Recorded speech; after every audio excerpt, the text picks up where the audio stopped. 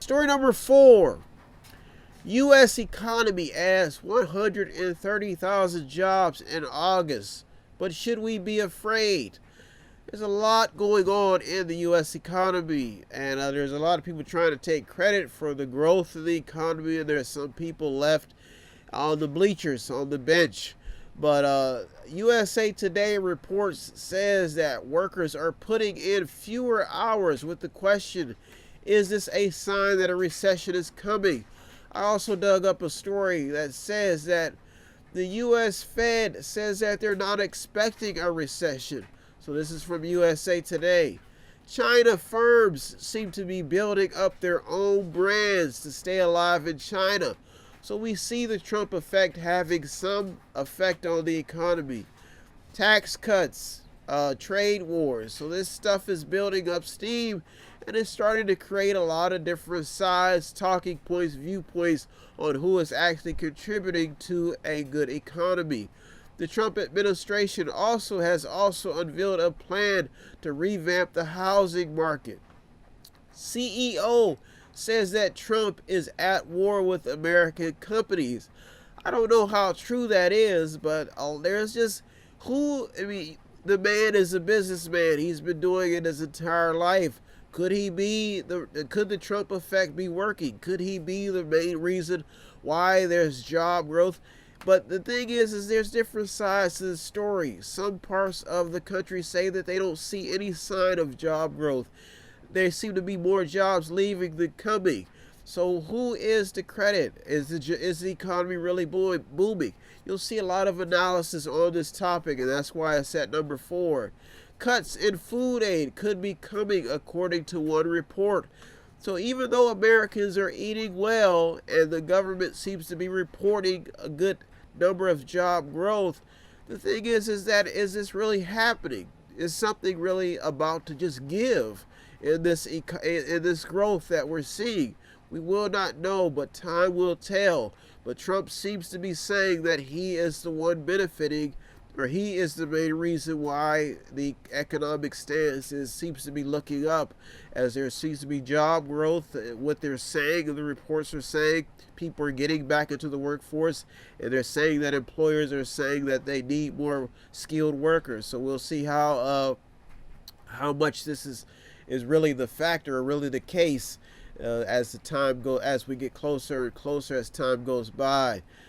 Many unions will be on the radar come 2020 election season, according to John Stossel. He says that Elizabeth Warren is all wrong. I guess she's been attacking some labor unions, but there seems to be some people fighting or standing up for the labor unions, saying that working families are better off today in spite of labor unions.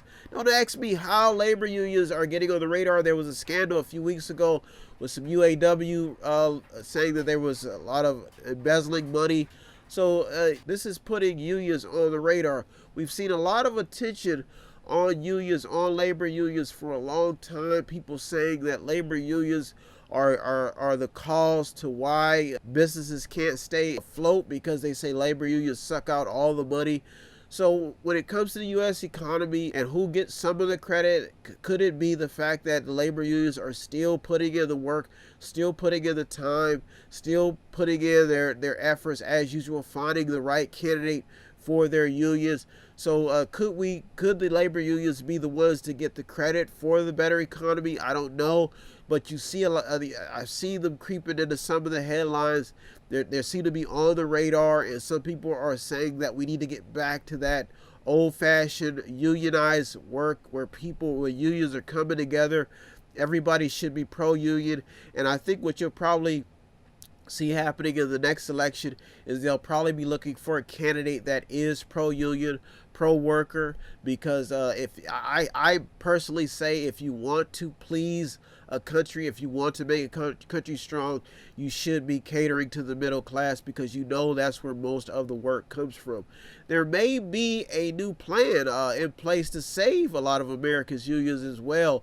So, like I said, if you're looking for that candidate, I would probably say definitely see if they're putting their attention on labor unions.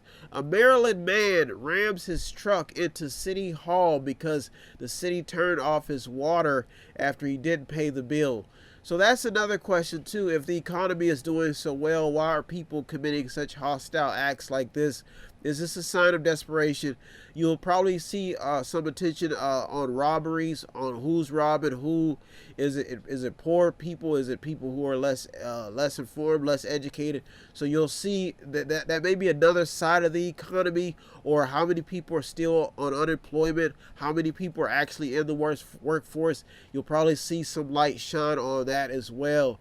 And that's why when you look at a story like people who are getting their utilities cut off, people who can't pay the bills, definitely a hot topic. Trump puts more pressure on China to make a deal.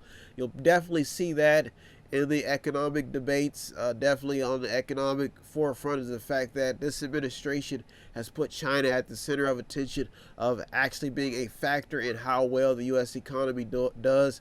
Kmart, Sears closing additional stores by the end of the year.